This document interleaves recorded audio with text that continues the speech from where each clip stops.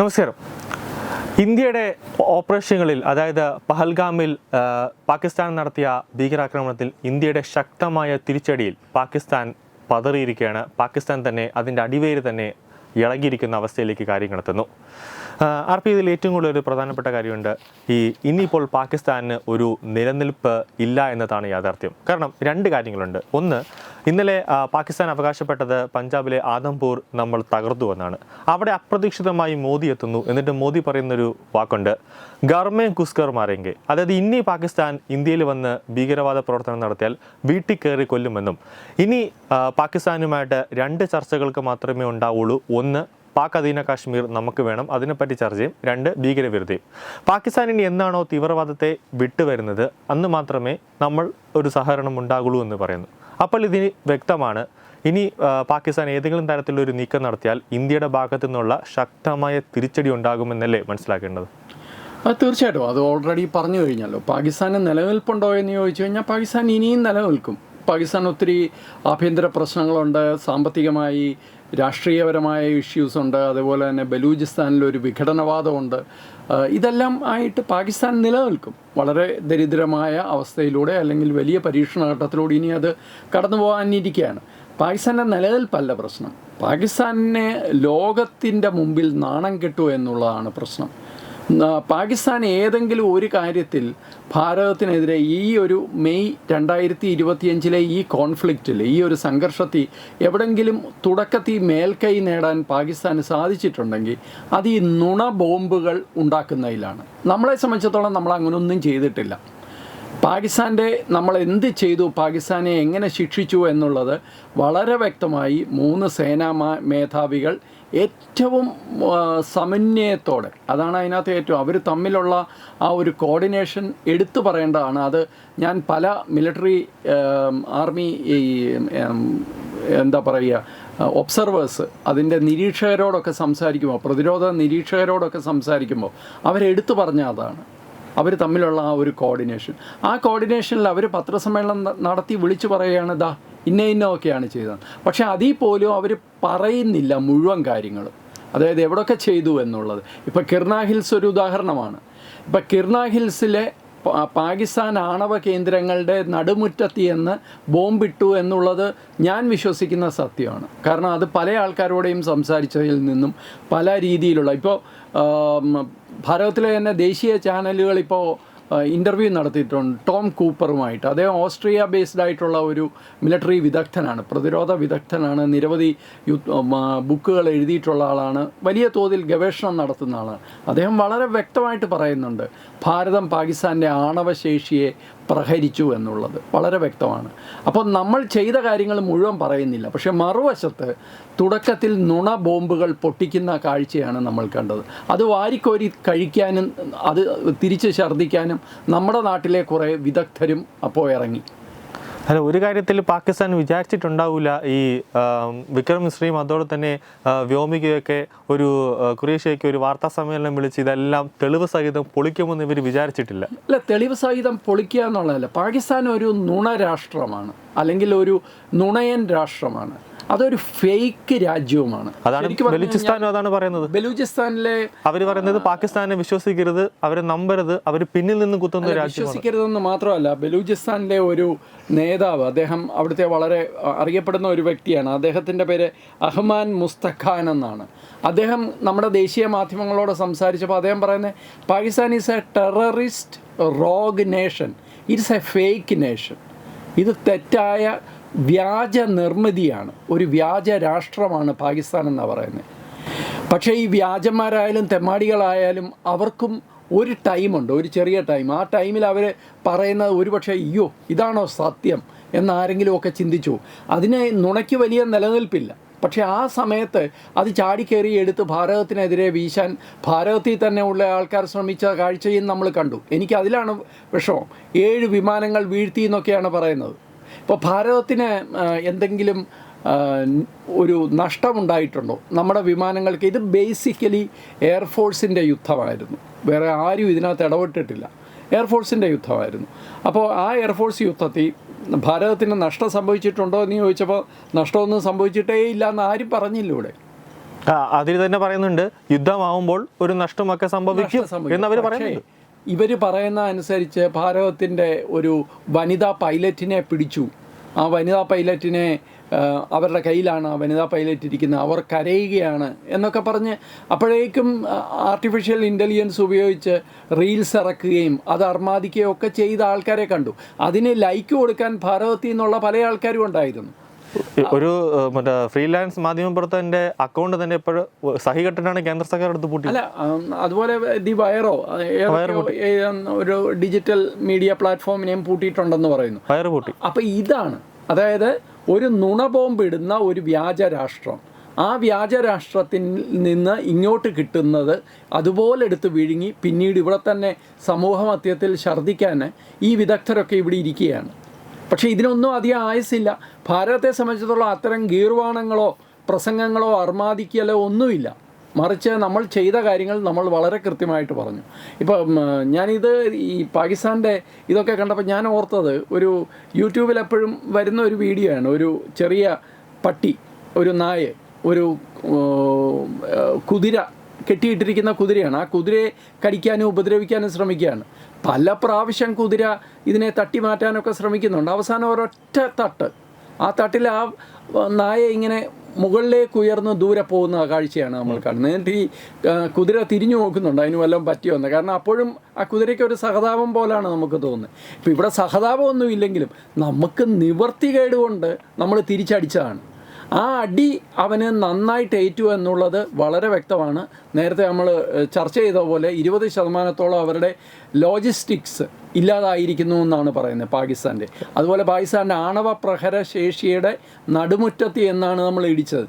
അത് ഇപ്പോൾ കിർണ ഹിൽസ് ആക്രമിച്ചോ എന്ന് ചോദിച്ചപ്പോൾ നമ്മളുടെ പത്രസമ്മേളനത്തിൽ വ്യോമസേനയുടെ പ്രതിനിധി അദ്ദേഹം പറഞ്ഞത് ഒരു ചെറുചിരിയോടെ അതേതാ ഈ കിർണ ഹിൽസ് എനിക്കറിയില്ലല്ലോ എന്നാണ്. അതിൽ നിന്ന് തന്നെ നമുക്കത് മനസ്സിലാക്കാം. അദ്ദേഹം അത് ഓൺ ചെയ്യാൻ താല്പര്യപ്പെടുന്നില്ല. കാരണം അന്താരാഷ്ട്ര ചില നിയമങ്ങളും മറ്റു കാര്യങ്ങളും ഉണ്ട്. ഇപ്പോൾ ഏതെങ്കിലും ചെറിയ തോതിലെങ്കിലും അവിടെ ഒരു ആണവ വികരണം ഉണ്ടായിട്ടുണ്ടെങ്കിൽ അത് ഭാരതത്തിനെ വലിയ ദോഷമായിട്ട് ബാധിക്കും. അതുകൊണ്ട് നമ്മളത് ചെയ്തു എന്ന് നമുക്ക് ഒരിക്കലും സമ്മതിക്കാൻ പറ്റില്ല. പക്ഷേ കിർണ ഹിൽസിൽ എന്താണ് എന്നുള്ളത് നമുക്ക് കൃത്യമായിട്ട് അറിയാമായിരുന്നു. അവിടെ റീഇൻഫോഴ്സ്ഡ് ആയിട്ടുള്ള ടണൽസ് ഉണ്ടായിരുന്നു. അതായത് അതീവ ശക്തമായി ബലപ്പെടുത്തിയ തുരങ്കങ്ങളുണ്ടായിരുന്നു. 5ഓളം എൻട്രൻസുകളുണ്ടായിരുന്നു ആ മലയ്ക്കകത്തേക്ക്. അപ്പോൾ ഇതെല്ലാം സൂചിപ്പിക്കുന്നത് അതിനകത്ത് എന്തൊക്കെയോ നടക്കുന്നുണ്ടെന്നാണ്. അപ്പോൾ ഭൂകമ്പം ഉണ്ടായത് അതാണോ എന്നൊക്കെ ചോദിച്ചു കഴിഞ്ഞാൽ അതിനൊന്നും യാതൊരു സാധ്യതയില്ല. ഭൂകമ്പമൊന്നും അതുകൊണ്ടുണ്ടായതല്ല. അതുപോലെ വേറെയും ഫേക്ക് വാർത്തകൾ സോഷ്യൽ മീഡിയ വരുന്നുണ്ട്. അവരുടെ ഒരു സർക്കുലർ വന്നിരിക്കുന്നു, ആണവ വികരണം ഉണ്ടായി, പാകിസ്ഥാൻ സർക്കാർ. അതൊക്കെ ഫേക്കാണ് കേട്ടോ. അത് ഒന്നും ആരും വിശ്വസിക്കുകയും ഷെയർ ചെയ്യുകയൊന്നും ചെയ്യരുത്. അതിനകത്ത് സ്പെല്ലിംഗ് മിസ്റ്റേക്ക് തന്നെ ഉണ്ട്. കോൺഫിഡൻഷ്യൽ എന്നുള്ള സ്പെല്ലിംഗ് തന്നെ തെറ്റാണ്. ഇത് നേരത്തെ ഇമ്രാൻഖാൻ്റെ ഒരു കഥയൊക്കെ പുറത്ത് വന്ന പോലെയുള്ള ഫേക്കാണ്. ആ ഫേക്കൊക്കെ മാറ്റി വെച്ച് നോക്കിയാലും യാഥാർത്ഥ്യബോധത്തോടെ നോക്കിയാലും പാകിസ്ഥാൻ ഇന്ത്യയെ ആക്രമിക്കാനുള്ള പാകിസ്ഥാൻ്റെ പ്രഹരശേഷിക്ക് അതിൻ്റെ തലയ്ക്കടിയേറ്റിരിക്കുകയാണെന്നുള്ള കാര്യത്തിൽ ആരും സംശയമില്ല. ഇനി ഇതിൻ്റെ ഒരു പ്രത്യാഘാതം നമ്മൾ അറിയാൻ പോകുന്നത് ഇനിയുള്ള മാസങ്ങളിൽ ഭീകരരുടെ കാര്യത്തിലാണ്. ഭീകരർ ഇത്രയും കാലം ഇത്രയും ശക്തമായി നിലനിന്നതും ഇത്രയും ശക്തമായി നമ്മളെ ഉപദ്രവിക്കാൻ ശ്രമിച്ചതും ഈ പട്ടാളത്തിൻ്റെ വാക്ക് കേട്ടിട്ടാണ്. ഇപ്പോൾ ഇവരെ ഒന്നുമല്ല എന്നും ഇവരെ അടിക്കാൻ നമ്മളൊന്നും ചെയ്തിട്ടില്ലല്ലോ. നമ്മളെന്താ ചെയ്തത്? നമ്മൾ ഡ്രോൺസും ചില മിസൈൽസും ഒക്കെ നമ്മൾ അതിർത്തി കടന്നു പോയിട്ട് പോലുമില്ല. അതില്ലാതെ തന്നെ ഒരു രാജ്യത്ത് കയറി ഇത്രയും നാശം ഉണ്ടാക്കാൻ 135 കിലോമീറ്റർ അകത്ത് പോയി എല്ലാവർക്കും അറിയാം ദാ ഇവർ ഇന്ത്യ വരുന്നു എന്ന്. എന്നിട്ട് പോലും അത് തടയാൻ ഒരു രാജ്യത്തിന് പറ്റുന്നില്ലെങ്കിൽ അതിൻ്റെ പട്ടാളം ഇനി എന്ത് ഉത്തരമാണ്? അവർക്കത് അറിഞ്ഞൂടാ. നമ്മളെ മെസ്സേജ് അവർക്ക് അറിഞ്ഞൂടാ. അല്ല, മെസ്സേജ് അല്ല, അറ്റ്ലീസ്റ്റ് മനുഷ്യൻ അവൻ്റെ ബുദ്ധി ഉപയോഗിച്ചാണെങ്കിലും. അല്ല, നമ്മൾ ആദ്യം മെസ്സേജ് ഇട്ടു ദാ വരുന്നു എന്ന് പറഞ്ഞിട്ട് മെസ്സേജ് ഇട്ട് 10 മിനിറ്റ് പോലും. അതായത് ചൈനയുടെ ഉപഗ്രഹങ്ങളുണ്ട്, MSS എന്ന് പറയുന്ന ചൈനീസ് ചാര ഏജൻസിയുടെ സ്വന്തം ഉപകരണങ്ങളുണ്ട്. അത് പാകിസ്ഥാൻ്റെ മുകളിലും ഭാരതത്തിൻ്റെ മുകളിലും ഒക്കെ ഇങ്ങനെ കറങ്ങിക്കൊണ്ടിരിക്കുകയാണ്. പ്രതിരോധ സംവിധാനങ്ങൾ ഇവർക്കുണ്ടെന്ന് പറയും. നമ്മുടെ S-400 സുദർശന ഏക്രം multi layer missile defence system നശിപ്പിച്ചു എന്ന് ചുമ്മാതങ്ങ് അവകാശപ്പെടുകയാണ്. എന്നിട്ട് മോദി അതിൻ്റെ മുമ്പിൽ പോയി നിന്ന് സല്യൂട്ട് അടിച്ച് ഫോട്ടോ എടുക്കുകയാണ്. എന്ത് നാണക്കേടാണ് ഒരു രാജ്യത്തെ സംബന്ധിച്ചിടത്തോളം ഇവർക്ക്. അല്ല, ഇതിലിപ്പോൾ ഏറ്റവും അടിയായത് 2 രാജ്യങ്ങൾക്കാണ്. ഒന്ന് തുർക്കിയുടേതും അതോടൊപ്പം തന്നെ ചൈനയുടെ ആയുധങ്ങൾ പൊട്ടാസ് പോലെയാണ് നമ്മൾ പൊട്ടിച്ചളഞ്ഞത്. അല്ല, ഇനി ഇത് മാറ്റേണ്ട ഇത് ശ്രദ്ധിക്കേണ്ട ഒരു കാര്യം, ഇനി നമ്മൾ മുമ്പോട്ടെടുക്കുന്ന നമ്മൾ പൂർണ്ണമായിട്ട് തുർക്കിയെയും അസർബൈജാനെയും ഒക്കെ നമ്മൾ ഒഴിവാക്കണം. ഈ ഒരു ഒറ്റ വിഷയത്തിൽ തന്നെ നമ്മുടെ കൂടെ ആരാണ്, പാകിസ്ഥാന്റെ കൂടെ ആരാണ് എന്നുള്ളത് നമുക്ക് തെളിവായി കഴിഞ്ഞു. തുർക്കിയുടെ ന്യൂസ് ഏജൻസി ഇപ്പം ബ്ലോക്ക് ചെയ്തിട്ടുണ്ട്. ന്യൂസ് ഏജൻസി നമ്മൾ ബ്ലോക്ക് ചെയ്യും. കൂടാതെ ഇപ്പം ഹാഷ്ടാഗ് വരുന്നുണ്ട്, തുർക്കിയിൽ വിനോദസഞ്ചാരികൾ പോകില്ലെന്നുണ്ട്. തുർക്കിയും അസർബൈജാനും ചിലവ് കുറഞ്ഞ ഒരു ഡെസ്റ്റിനേഷൻ എന്നുള്ള നിലയിൽ, കാരണം ഒരു യൂറോപ്യൻ കൾച്ചർ ഉണ്ട് അവിടെ. അപ്പോൾ ആ ഒരു ഡെസ്റ്റിനേഷൻ എന്ന നിലയിൽ പല ആൾക്കാരും പോകുന്നതാണ്. ഇനി അത് പൂർണ്ണമായിട്ട് നിരുത്സാഹപ്പെടുത്തണം, പറ്റുമെങ്കിൽ അത് നിരോധിക്കണം. തുർക്കിയും അസർബൈജാനുമായിട്ടുള്ള നമ്മളുടെ നയതന്ത്ര ബന്ധത്തിൻ്റെ ലെവൽ കുറയ്ക്കണം. കാരണം ഇത്രയും വലിയൊരു ക്രൂരമായ മതം നോക്കിയുള്ള ആക്രമണം, കൂട്ടക്കൊലപാതകം നടന്നിട്ട് അതിന് കാരണക്കാരെ ശിക്ഷിക്കാൻ നമ്മൾ പുറപ്പെടുമ്പോൾ നമ്മുടെ കൂടെ നിൽക്കാത്ത രാജ്യങ്ങളാണ്. അവർ ഒരു തരത്തിലും ദയ അർഹിക്കുന്നില്ല. ഇത് നമ്മളായിട്ട് തുടങ്ങിയ യുദ്ധവുമല്ല, നമ്മളവർക്ക് സഹായം ചെയ്തു കൊടുത്തതും കൂടിയാണ്. 10 കോടി രൂപ അനുസരിച്ച്. അതെ. അപ്പോൾ തീർച്ചയായിട്ടും ഈ ഒരു സംഗതി വളരെ കൃത്യമായിട്ട് തന്നെ നമുക്ക് മനസ്സിലാക്കേണ്ടതുണ്ട്. അതായത് ഈ നുണ ബോംബുകൾ പാകിസ്ഥാൻ പൊട്ടിക്കുമ്പോൾ നമ്മളൊന്ന് ശ്രദ്ധിക്കണം. ഈ നുണ ബോംബുകൾ പൊട്ടിക്കുമ്പോൾ തന്നെ അതിൻ്റെ അർത്ഥം അവരുടെ കളസം കീറിയിട്ടുണ്ട് എന്ന് തന്നെയാണ്. അല്ല, നേരിട്ടുള്ള ഒരു യുദ്ധത്തിൽ ഭാരതത്തോട് മുട്ടാൻ പാകിസ്ഥാനെ കൊണ്ട് സാധിക്കുകയില്ല. അങ്ങനെ മുട്ടിയാൽ പാകിസ്ഥാൻ ഒരിടത്തും എത്തുകയില്ല എന്ന് ഇപ്പോൾ തെളിഞ്ഞിട്ടുണ്ട്. പക്ഷേ ഭാരതത്തിന് എന്തെങ്കിലും ആൾക്കാർ മുഴുവൻ ചോദിക്കുന്നത് നമ്മുടെ റഫാൽ പോയോ, നമ്മളുടെ മിഗ് പോയോ. ഇപ്പോൾ S-400 മിഗും പശ്ചാത്തലമാക്കിയാണ് ഇന്നലെ മോദി ആദംപൂരിൽ അദ്ദേഹത്തിൻ്റെ ഫോട്ടോസൊക്കെ മിഗ് കിടക്കുന്ന കാണാം, S-400 കാണാം. ഒരു കുഴപ്പവും ഉണ്ടായിട്ടില്ല. റഫേൽ 5 എണ്ണം പോയി, 4 എണ്ണം പോയി എന്ന് പറഞ്ഞു. ഇങ്ങനെ റഫേൽ പോയിട്ടുണ്ടെങ്കിൽ അതിൻ്റെ കൂടെ പൈലറ്റുമാരും പോകേണ്ടതാണ്. നമുക്കൊരു പൈലറ്റും നഷ്ടപ്പെട്ടിട്ടില്ല എന്ന് പറയുന്നു. എൻ്റെ ഒരു ഊഹം, ഇവർ നടത്തിയ ശ്രമത്തിൽ ചില കേടുപാടുകൾ ഉണ്ടായിട്ടുണ്ടാവാം നമ്മളുടെ ഇൻഫ്രാസ്ട്രക്ചറിനോ നമ്മളുടെ വിമാനങ്ങൾക്കോ. പക്ഷേ അത് തീർച്ചയായിട്ടും ഭാരതം പറയും. അത് പറയേണ്ട സമയം ഇപ്പോഴല്ല. ഒന്നും ഉണ്ടായിട്ടില്ല എന്ന് ഭാരതം പറയുന്നുമില്ല. പക്ഷേ നമ്മുടെ പൈലറ്റ്സ് എല്ലാവരും സുരക്ഷിതരാണ് എന്ന് എടുത്തു പറയുന്നുണ്ട്. നമുക്ക് നഷ്ടപ്പെട്ട ജവാന്മാരെക്കുറിച്ച് നമ്മൾ വളരെ വ്യക്തമായിട്ട് തന്നെ പറയുന്നുണ്ട്. നമുക്ക് കാര്യത്തിൽ ഒളിക്കേണ്ട ആവശ്യമില്ല. നമ്മുടെ ജവാന്മാരും നമ്മളുടെ സാധാരണക്കാരായ സിവിലിയൻസും പാകിസ്ഥാൻ ആർട്ടില്ലറി ഷെല്ലിങ്ങിൽ മരിച്ചിട്ടുണ്ട്. അത് സത്യമാണ്. അതിപ്പോൾ ഭാരതം പോലെ ഒരു വലിയ രാജ്യം ഇനിയും നാളെ ബംഗ്ലാദേശോ നേപ്പാളോ പോലെയുള്ള ചെറു രാജ്യങ്ങളുമായി ഒരു ഏറ്റുമുട്ടലുണ്ടായാൽ പോലും നമ്മൾ തിരിച്ചടി ഉണ്ടാകും എന്ന പ്രതീക്ഷയിൽ തന്നെയാണ് നമ്മൾ മുമ്പോട്ട് പോകേണ്ടത്. ആർക്ക് വേണമെങ്കിലും അത് ചെയ്യാൻ സാധിക്കും. പക്ഷേ ഈ നുണബോംബുകളുടെ അകമ്പടിയോടുകൂടി ഇത്തരം കാര്യങ്ങൾ പറയുമ്പോൾ ഒരു രാജ്യത്തിൻ്റെ പൂർണ്ണമായ വിശ്വാസ്യത ഇല്ലാതാകുന്ന കാഴ്ചയാണ് കാണുന്നത്. പക്ഷേ ഇതിൽ വേറൊരു പ്രശ്നമുണ്ട്. ഈ ട്രംപ് വന്നിട്ട് എല്ലായിടത്തും കിടന്ന് കളിക്കുന്നുണ്ട്. അതായത് ഈ സമാധാനത്തിനുള്ള നോബൽ പുരസ്കാരം കിട്ടാൻ വേണ്ടിയാണോ എന്നൊരു ഡൗട്ടുണ്ട്. കാരണം അന്ന് മാർപ്പാപ്പ മരിച്ചപ്പോഴത്തേക്ക് പറഞ്ഞ പോലെ ട്രംപിൻ്റെ വിശ്വാസ്യതയും സത്യം വളരെ കഷ്ടമാണ് അല്ലേ. ട്രംപ് ഈ പറയുന്ന പോലെ അദ്ദേഹം ഒരു ഇംഗ്ലീഷുകാർ പറയുന്ന പോലെ ഒരു ബിഗ് മൗത്ത്, എവിടെയും ചാടിക്കയറി ഞാനാണ് ഇതെല്ലാം ചെയ്തതെന്ന് പണ്ട് എട്ടുകാലി മമ്മൂഞ്ഞ് പറയുന്ന പോലെ ട്രംപ് പറയുന്നുണ്ട്. ട്രംപ് തീർച്ചയായിട്ടും അതിനകത്ത് ഇടപെട്ടിട്ടുണ്ടാവും. പക്ഷേ ഭാരതത്തെ സംബന്ധിച്ചിടത്തോളം ഭാരതത്തിൻ്റെ നിലപാടുകൾ ഉറച്ചു നിന്നുകൊണ്ട് തന്നെയാണ്. അതുകൊണ്ട് തന്നെയാണ് ഇത് ഒരു സീസ് ഫയർ അല്ല എന്നിപ്പോഴും പ്രധാനമന്ത്രി പറയുന്നുണ്ട്. ഒരു പോസ്റ്റ് ബട്ടൺ ഞെക്കിയിരിക്കുകയാണ്. ഒരു താൽക്കാലിക വിരാമമാണ്. നമ്മൾ വേറെ ഒരു കാര്യത്തിലും നമ്മൾ കോംപ്രമൈസ് ചെയ്തിട്ടില്ല. കശ്മീരിൻ്റെ കാര്യത്തിൽ നമ്മളൊരു മധ്യസ്ഥ ശ്രമം സമ്മതിച്ചിട്ടില്ല. സിന്ധു നദീജല കരാർ സസ്പെൻഡ് ചെയ്തത് ഒരു മാറ്റവും ഇല്ല എന്ന് പറഞ്ഞിട്ടുണ്ട്.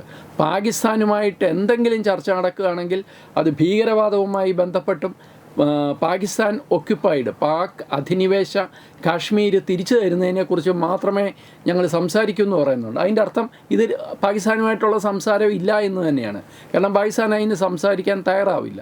അപ്പോൾ പാകിസ്ഥാനുമായിട്ട് ചർച്ചയില്ല, പാകിസ്ഥാനുമായിട്ട് നയതന്ത്ര ബന്ധമില്ല, പാകിസ്ഥാനുമായിട്ട് നദീജല കരാറില്ല, ഒരു തരത്തിലും പാകിസ്ഥാനുമായിട്ട് നമ്മൾ ഇത് ചെയ്യുന്നില്ല. എൻ്റെ ഒരു പേഴ്സണൽ ഒപ്പീനിയൻ, ഇതിന് തത്വമയിക്കോ അല്ലെങ്കിൽ ഔദ്യോഗികമായിട്ടോ ഒന്നും യാതൊരു ബന്ധവുമില്ല. എൻ്റെ ഒരു പേഴ്സണൽ ഒപ്പീനിയൻ, നമ്മൾ മെയ് 9 രാത്രി മെയ് 10 വെളുപ്പിനെ നമ്മൾ നടത്തിയ ആക്രമണം അതിശക്തമായിരുന്നു. അത് അമേരിക്കൻ ഇൻ്റലിജൻസോ അല്ലെങ്കിൽ MSS എന്ന് പറയുന്ന ചൈനീസ് ഇൻ്റലിജൻസോ ISIയോ പ്രതീക്ഷിച്ചതായിരുന്നില്ല. ഇത്രയും മൾട്ടിപ്പിൾ 13 ലൊക്കേഷൻസിൽ മൾട്ടിപ്പിൾ ആക്രമണം ഒരേ സമയത്ത് നടത്തിയത് ആരും പ്രതീക്ഷിച്ച കാര്യമല്ല. അത് പാകിസ്ഥാൻ ഉണ്ടാക്കിയ നഷ്ടം ചെറുതല്ല. പക്ഷേ അതിൽ ഈ പറയുന്ന ആണവ കേന്ദ്രത്തിൻ്റെ വാതിലുകൾക്ക് അതിൻ്റെ മുമ്പിൽ തന്നെ ഈ ആക്രമണം നടന്നു. അത് ലോകത്തെ ഞെട്ടിച്ചിട്ടുണ്ട്. അപ്പോൾ ആണവ വികരണം ഉണ്ടാകുമോ എന്നുള്ള സംശയം എല്ലാവർക്കും വന്നു. ആ ഒരൊറ്റ പേടി അത് പാകിസ്ഥാനിൻ്റെ പേരിൽ ആശങ്കയായിട്ട് ഭാരതത്തിൻ്റെ മുമ്പിൽ അമേരിക്ക അവതരിപ്പിച്ചപ്പോഴായിരിക്കണം ഭാരതം ആ ഒരു വെടിനിർത്തൽ അല്ലെങ്കിൽ താൽക്കാലികമായി ഒരു വിരാമം ഇതിന് കൊടുത്തതെന്നാണ് ഞാൻ പേഴ്സണലി വിശ്വസിക്കുന്നത്. അല്ലെങ്കിൽ മെയ് 9, മെയ് 10 ആ രാത്രിയിൽ നടത്തിയ അതേപോലെ ഒരു ആക്രമണം മെയ് 10 നേരം അസ്തമിച്ച് മെയ് 11 വെളുപ്പിനിടയിൽ അതുപോലെ ഒരു ആക്രമണം കൂടി ഭാരതം നടത്തിയിരുന്നെങ്കിൽ പാകിസ്ഥാൻ എന്ന രാഷ്ട്രം ഇന്നത്തെ രൂപത്തിൽ ഇവിടെ ഭൂമുഖത്ത് ഉണ്ടാകുമായിരുന്നു. ചാമ്പലായി പോയിന്. അതുതന്നെ ആയിരുന്നിരിക്കണം നമ്മൾ വിചാരിച്ചത്. പക്ഷേ ഈ ആണവ വികരണത്തിൻ്റെ പ്രശ്നം വന്നപ്പോൾ അത് ഭാവിയിൽ നമ്മളെ ഭീകരമായി മറ്റെല്ലാ മേഖലകളിലും ബാധിക്കാൻ സാധ്യതയുള്ള ഒരു കാര്യമാണ്. റേഡിയേഷൻ ഒരു പ്രശ്നമായിട്ട് അങ്ങനെ വന്നാൽ അത് നമുക്ക് അന്താരാഷ്ട്ര തലത്തിൽ ആണവ ആയുധങ്ങളും ആണവോർജവുമായി ബന്ധപ്പെട്ട നിരവധി കരാറുകളുണ്ട്. ആ കരാറുകൾ ലംഘിച്ചു കഴിഞ്ഞാൽ ഒരു രാജ്യം നേരിടേണ്ടി വരുന്ന പ്രത്യാഘാതങ്ങൾ വളരെ വലുതാണ്. അപ്പോൾ നമ്മളെ സംബന്ധിച്ചിടത്തോളം നമ്മുടെ സാമ്പത്തിക രംഗം, നമ്മളുടെ മറ്റെല്ലാ രംഗത്തും നമ്മൾ വലിയൊരു കുതിച്ചുചാട്ടത്തിലേക്ക് പോകുമ്പോൾ നമ്മൾ എടുക്കാൻ പറ്റുന്ന ഒരു റിസ്ക് അല്ല അത്. അതുകൊണ്ട് തന്നെയാണ് അക്കാര്യത്തിൽ വലിയ തോതിൽ ഭാരതം ഒരു കോംപ്രമൈസിന് തയ്യാറായത് എന്നാണ് ഞാൻ വിശ്വസിക്കുന്നത്. തീർച്ചയായിട്ടും കുറച്ച് കാലം മുമ്പോട്ട് പോകുമ്പോൾ ഇതിൻ്റെ സത്യാവസ്ഥ പുറത്തു വരികയും ചെയ്യും. അന്ന് തന്നെ പ്രതിരോധവും വകുപ്പും അതോടൊപ്പം തന്നെ വിദേശകാര്യ മന്ത്രാലയവും നടത്തിയ വാർത്താ സമ്മേളനത്തിൽ അവർ നമുക്ക് എന്തൊക്കെ നാശനഷ്ടമുണ്ടായെന്നും അവർ വ്യക്തമായി പറഞ്ഞില്ല. അത് വരും കാര്യങ്ങളിൽ കൃത്യമായി വ്യക്തമായി രാജ്യത്തിൻ്റെ ബന്ധപ്പെട്ടവർ രാജ്യത്തിലെ ജനങ്ങളെ തന്നെ കൃത്യമായ വാർത്ത എത്തിക്കുമെന്ന് തന്നെയാണ് അവർ നമ്മളോട് പറഞ്ഞത്. അത് തന്നെ നമുക്ക് പ്രതീക്ഷിച്ചിരിക്കാം. നമസ്കാരം. കുംഭമൺ ശ്രീ വടക്കുംനാഥൻ ക്ഷേത്രം, അമ്പലക്കടവ്, പത്തനംതിട്ട. ശ്രീമദ് സ്കന്ദപുരാണ മഹാസത്രം 2025 മെയ് 11 മുതൽ 18 വരെ. ബ്രഹ്മശ്രീ മുംബൈ ചന്ദ്രശേഖര ശർമ്മയുടെ മുഖ്യ കാർമ്മികത്വത്തിൽ മഹാഗണപതി ഹോമം, സ്കന്ദപുരാണ പാരായണം, മഹത് പ്രഭാഷണങ്ങൾ, പൂജഹോമാദികൾ, കലാസാംസ്കാരിക പരിപാടികൾ. സത്രയജ്ഞ കർമ്മങ്ങളിലേക്ക് എല്ലാ ഭക്തജനങ്ങളുടെയും സാന്നിധ്യവും സഹകരണവും സാദരം അഭ്യർത്ഥിക്കുന്നു. മഹാസത്രവേദിയിൽ മെയ് 18 പഴനി അരുൾമിക ദണ്ഡായുധപാണി സ്വാമി ദേവസ്ഥാന അർച്ചക സ്ഥാനികർ ശ്രീസെൽവ സുബ്രഹ്മണ്യ ശിവശാരിയാരുടെ മുഖ്യ കാർമ്മികത്വത്തിൽ നടക്കുന്ന അതിശ്രേഷ്ഠവും സർവൈശ്വര്യദായകവുമായ സ്കന്ദഹോമം.